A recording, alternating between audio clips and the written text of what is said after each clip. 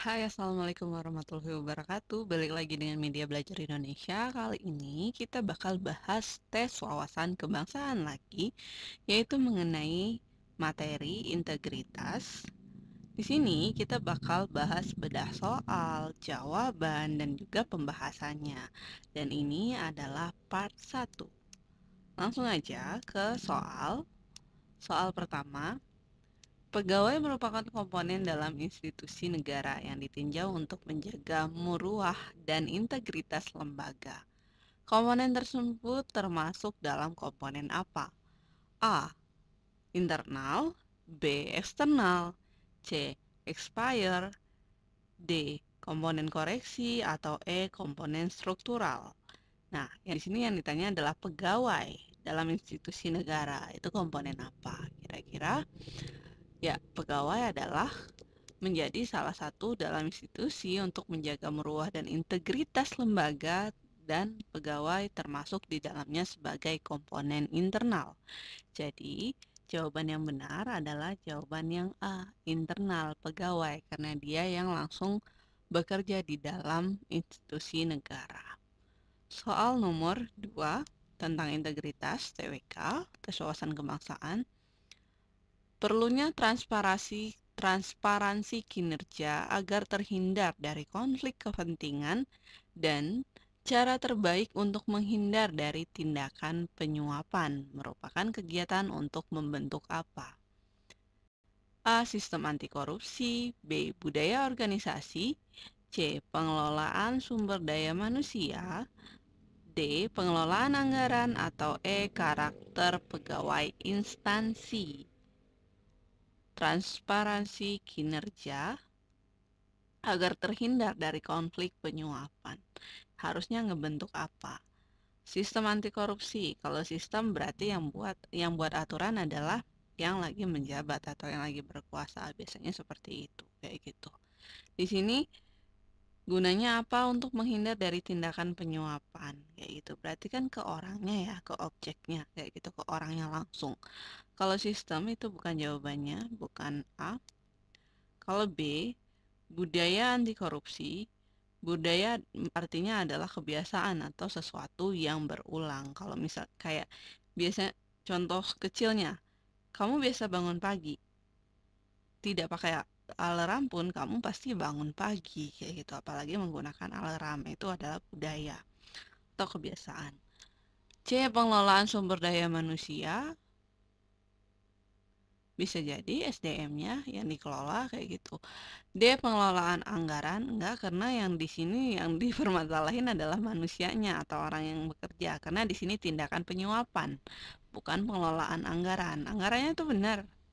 Ingat, yang menjadikan dia nggak transparansi itu adalah orang-orangnya, bukan anggaran. Atau E. Karakter pegawai instansi. Kalau karakter enggak, karena terlalu spesifik. Kalau karakter kan setiap orang itu pasti ada perbedaan. Nah, budaya organisasi dalam integritas nasional sebagai cara kerja dapat dibentuk melalui 3 hal. Yang pertama, transparansi anggaran, bukan pengelolaan, tapi transparansi anggaran. Yang kedua, menghindarkan konflik kepentingan. Dan yang ketiga, menghindarkan penyalahgunaan wewenang atasan. Ini disebut adalah budaya atau sesuatu yang berulang, kayak gitu. Jadi jawaban yang benar itu adalah yang B. Soal nomor 3 untuk integritas tes wawasan kebangsaan. Berikut ini yang bukan sebagai komponen untuk membangun sumber daya manusia dalam institusi agar memiliki integritas tinggi adalah yang bukan ya. A. Promosi, B. Mutasi, C. Rekrutmen, D. Seminar, atau E. Prestasi kinerja. Yang ditanya adalah yang bukan komponen untuk membangun SDM. Kalau promosi, jelas promosi termasuk komponen pembangunan SDM. Kalau misalnya mau kalau orang mau naik jabatan, promosi itu. Atau mutasi juga ya, mutasi itu adalah pindah tugas, kayak gitu. Ini adalah salah satu cara untuk membangun sumber daya manusia. Misalnya, contoh di tempat kalian kerja aja, Kalau misalnya itu skalanya nasional, biasanya kalau penggantian pemimpin itu diambil bukan dari tempat kalian bekerja, tapi biasanya diambil dari pusat atau dari manapun. Yang intinya adalah itu adalah mutasi kerja, kayak gitu. Jadi, mutasi termasuk rekrutmen. Rekrutmen tuh di awal kayak gitu untuk mendapatkan apa sih namanya, karyawan itu dilakukan rekrutmen, dan di dalam rekrutmen ini, rekrutmen pegawai itu pasti ada standar-standar tertentu. Jadi rekrutmen itu termasuk membangun sumber daya manusia. Dari awal kalau memenuhi standar ya masuk untuk menjadi pegawai di suatu institusi kayak gitu.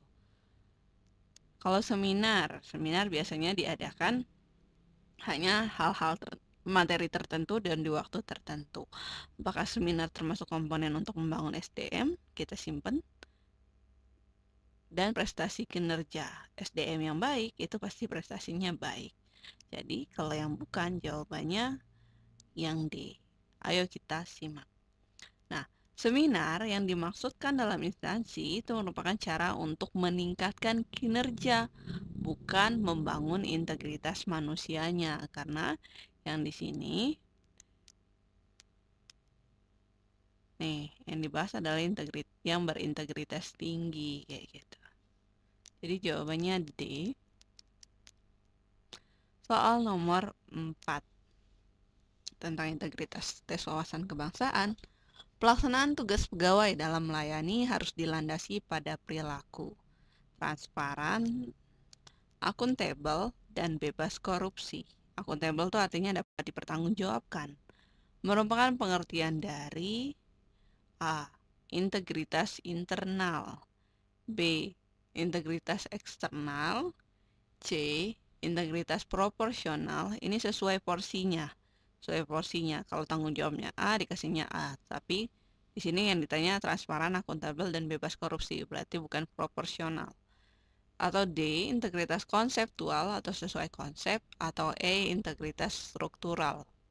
Nah, sejauh mana pelaksanaan integritas pegawai dalam melaksanakan tugasnya dalam melayani secara transparan, akuntabel, dan bebas korupsi itu merupakan pengertian dari integritas eksternal. Karena biasanya kan yang memeriksa adalah eksternal. Jadi, dari pilihan jawabannya, yang benar adalah yang B, integritas eksternal. Oke, soal nomor 5 untuk integritas tes wawasan kebangsaan. Survei terhadap institusi perlu dilakukan untuk menjamin kinerja pegawai. Bahkan, lembaga tersebut secara internal ataupun eksternal, manfaat lain perlunya survei integritas pegawai adalah apa? A. Sebagai kontrol kinerja pegawai dalam institusi. Apakah B. Sebagai pembentuk karakter yang ingin dicapai oleh institusi terhadap pegawai? Atau C. Modal perencanaan pembangunan sumber daya manusia? Atau D. Menjadi bahan evaluasi kerja untuk menghindari tindakan korupsi? Atau E. Menjadi tanggung jawab institusi untuk menjaga marwah? Oke, survei ya yang ditanya. Perlunya survei ini apa? Yang pertama, menjamin kinerja pegawai. Selanjutnya adalah untuk apa? Manfaat lain dalam survei integritas pegawai selain mengetahui kinerja pegawai tersebut dan institusi secara internal atau eksternal adalah biasanya untuk jadi bahan evaluasi kinerja untuk menghindari indikasi tindakan korupsi. Jadi untuk evaluasi. Jawabannya yang D. Soal nomor 6. Berdasarkan Undang-Undang Nomor 32 Tahun 2004, aparatur daerah diatur dalam asas-asas berikut.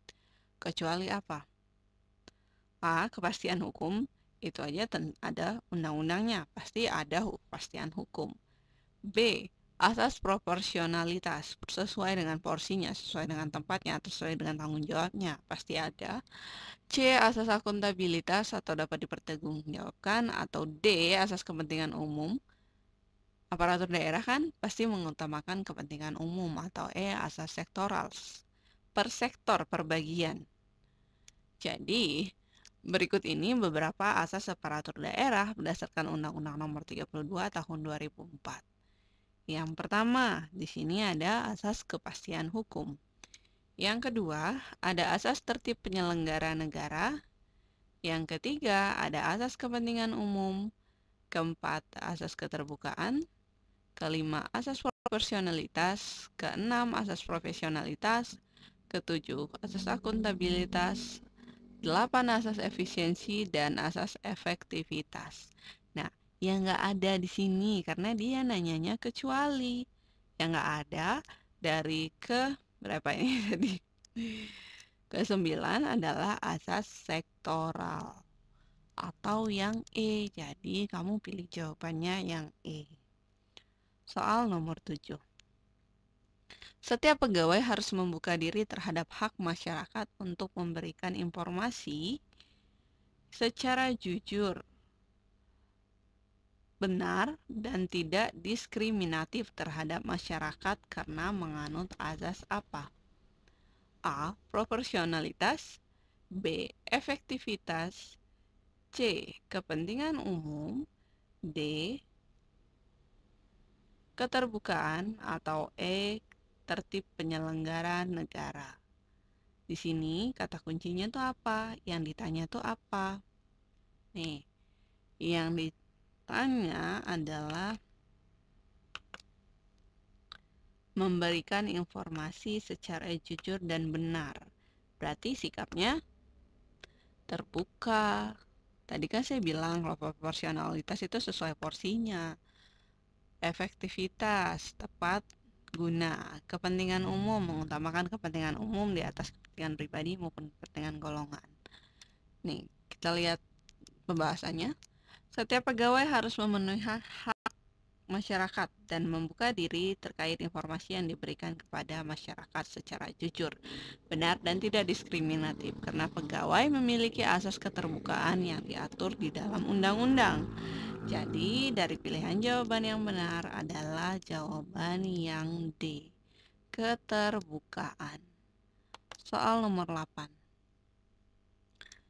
Prinsip untuk mencegah tindakan korupsi perlu ditanamkan sejak dini.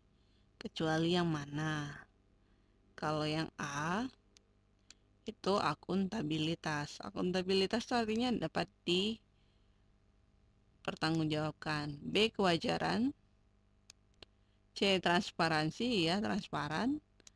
D, kontrol kebijakan, iya. Apa? Nah, kecualinya kewajaran atau kritis. Kalau kritis itu apa ya? Kritis. Tahu kan yang sering kritis terhadap negara, bersuara terhadap apa yang tidak benar, kayak gitu. Nah, yang bukan prinsip-prinsip tindakan anti korupsi adalah kritis, karena budaya kritis sejatinya untuk kontrol sosial, bukan untuk anti korupsi.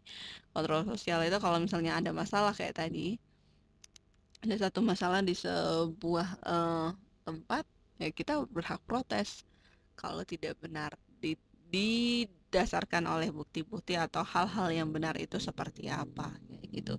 Jadi jangan cuma protes tapi harus cari solusinya, itu kritis. Atau jawabannya yang E. Soal nomor 9 tentang integritas. Sikap yang mencerminkan kesatuan antara pengetahuan, perkataan, dan perilaku itu dikenal dengan apa? A. Jujur. B. Disiplin. C. Tanggung jawab. D. Adil. Atau E. Berani.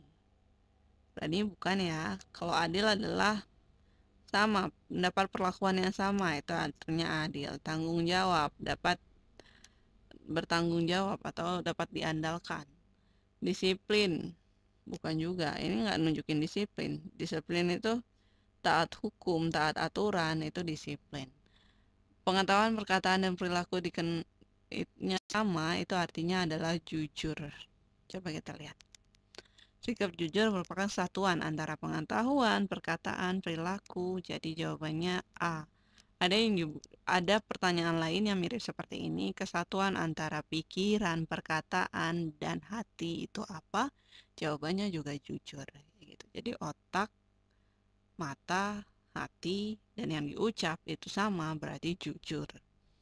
Oke, karena jujur itu adalah kata kunci dari integritas. Soal nomor 10. Nilai-nilai berikut yang termasuk dalam nilai anti korupsi pada aspek etos kerja adalah anti korupsi ya. A. Jujur, tanggung jawab, dan adil. B. Tanggung jawab, peduli, dan mandiri. C. Kerja keras, mandiri, dan sederhana. D. Adil, berani, dan peduli. Pedulinya nih bikin salah. Jujur iya, disiplin anti korupsi kan? Tanggung jawabnya iya, disiplin apakah iya, kayak gitu. Nah, nilai yang termasuk dalam nilai anti korupsi pada aspek etos kerja adalah nilai kerja keras, etos kerja yang diminta. Jadi, kerja jawabannya, kerja keras, mandiri, dan juga sederhana, tidak berlebih-lebihan. Jadi, jawabannya adalah pilihan yang C. Soal nomor 11. Integritas berdasarkan kompetensi KPK memiliki pengertian bahwa A. Bertindak sesuai perkataan dan tindakan sesuai dengan nilai secara konsisten. KPK ya, Komisi Pemberantasan Korupsi. B. Mutu, sifat, dan keadaan digambarkan secara utuh yang memancarkan kewibawaan. Atau C. Patuh pada kode etik dalam perkataan dan juga perbuatan. Atau D. Berkepribadian utuh yang merujuk pada nilai moral dan etika. Atau E. Kepribadian yang membawa marwah bangsa dan negara sebagai identitas nasional. Integritas itu tadi kata kuncinya adalah jujur. Meskipun ini yang diminta adalah kompetensi KPK, kita lihat yang menunjukkan jujur itu yang mana.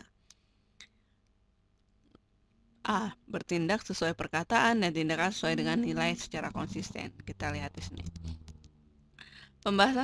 Pembahasannya di sini, integritas berdasarkan kompetensi KPK adalah bertindak sesuai dengan perkataan dan tindakan sesuai dengan nilai secara konsisten. Integritas tadi kata kuncinya adalah jujur.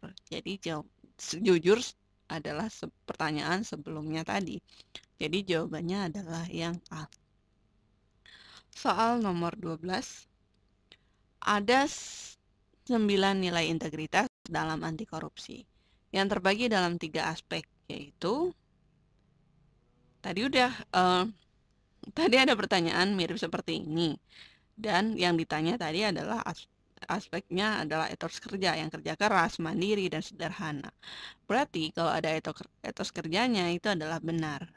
Yang ada yang A dan yang C. Yang lain nggak ada. Berarti B, D, E itu salah. Nah, kita eliminasi apakah A atau C. Kalau A, integritas korupsi, inti, sikap, dan etos kerja. C, kepribadian, agama, dan etos kerja. Dari bacaan yang paling kuat itu yang A, bukan yang C. Kalau yang lain udah jelas salah. Nah, 9 nilai pokok integritas dalam anti korupsi terbagi menjadi 3 aspek, masing-masing 3. Yang pertama aspek inti, yang kedua aspek sikap. Yang ketiga adalah etos kerja. Jadi jawabannya benar, jawaban kita adalah yang A. Oke? Gampang kan? Sebenarnya saling berhubungan antara soal yang satu dengan soal yang lain. Jadi biasakan kalau di dalam TWK kamu baca soalnya itu yang lengkap dan diingat. Biasanya misalnya soal nomor 10 itu jadi soal, bisa jadi itu keluar lagi di soal nomor 20 tetapi dia jadi jawaban. Jadi saling nyambung kayak gitu. Jadi clue-nya dapat. Ke soal selanjutnya, soal nomor 13 tentang integritas wawasan kebangsaan. Berdasarkan Undang-Undang Nomor 30 Tahun 2002, Pasal 13, KPK memiliki kewenangan terhadap penyelenggara negara atau PN dalam hal apa? A. Pelaporan tindakan korupsi. B. Penindakan tindakan korupsi. C. pendaftaran dan pelaporan kekayaan, penyelenggara negara, atau D, audit penyelenggara negara, atau E, menyadap komunikasi penyelenggara negara. Nggak menyadap. Menyadap boleh sih KPK dulu ya, tapi kalau sekarang kan harus izin. Nah, yang paling benar karena ini nomor 30 tahun 2002 pasal 13, jadi kita harus buka pasalnya. Nah, berdasarkan Undang-Undang nomor 30 tahun 2002 pasal 13 huruf A, yang diberikan kewenangan KPK adalah pendaftaran dan pelaporan kekayaan penyelenggaraan negara. Jadi, jawaban yang tepat itu adalah yang C. Oke, soal selanjutnya nomor 14 tentang wawasan kebangsaan, yaitu tentang integritas. KPK sebagai lembaga khusus tindak pidana korupsi memiliki andil dalam perkara korupsi, terutama dalam bidang apa? Penuntutan, B. Penyidikan, C. Penuntutan sekaligus penyidikan, D. Pemutusan perkara, atau E. Penyidikan sekaligus pemutusan perkara. Pemutusan perkara itu enggak ya, bukan KPK yang memutuskan perkara. Kalau misalnya lihat di TV-TV, dia nangkap terus diselidiki. Jadi penyidikan itu udah pasti, apakah dia menuntut berapa tahun penjara, kayak gitu. Jawabannya adalah yang tepat yang, kalau menurut saya yang C. Kita lihat ininya, apa pembahasannya. Sebagai lembaga independen anti korupsi, KPK memiliki kewenangan khusus, yaitu KPK bertindak tidak hanya sebagai penyelidik atau penyidik, kayak yang Novel Baswedan itu kan mantan penyidik KPK, tetapi sekaligus penuntut dalam perkara tindakan korupsi. Jadi dari pilihan jawaban, yang benar itu adalah yang C, penuntutan sekaligus penyidikan. Oke. Soal nomor 15. Penegakan hukum khusus tindakan korupsi menganut asas bacanya A. Lex specialis derogat legi generali, B. Lex superior derogat legi emperor, C. Equality before the law, enggak ya, equality before the law kesal, atau D. Lex posterior derogat legi priori, atau E. Lex imperfecta.